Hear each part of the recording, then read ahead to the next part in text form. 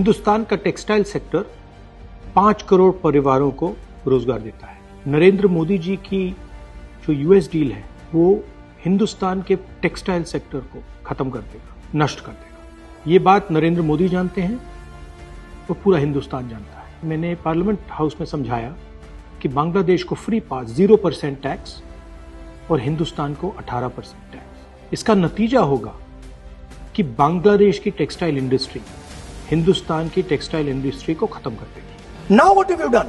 You have, the United States has reduced Bangladesh's tariff to zero. And our tariff is 18%. What do you expect our textile people to do? Their competitor is Bangladesh.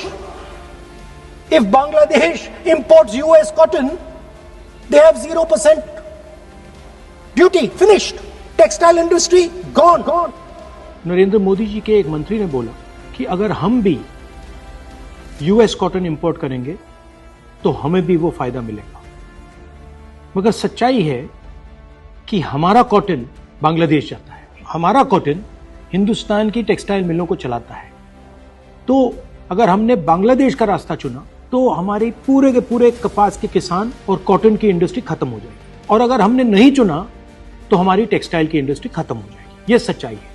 Piyush Goyal जी झूठ मत बोलिए। इसलिए मैं इसको surrender कहता हूं, क्योंकि ये डील या तो कपास के किसान को मारेगा या टेक्सटाइल इंडस्ट्री को मारेगा या फिर दोनों को उड़ा देगा। इनके मंत्री को यह भी नहीं मालूम कि बांग्लादेश अब हिंदुस्तान से कपास नहीं खरीदेगा और उन्होंने निर्णय ले लिया है कि वो यूएस से कॉटन इंपोर्ट करें। यह है यूएस डील, नरेंद्र मोदी जी की डील की सच्चाई।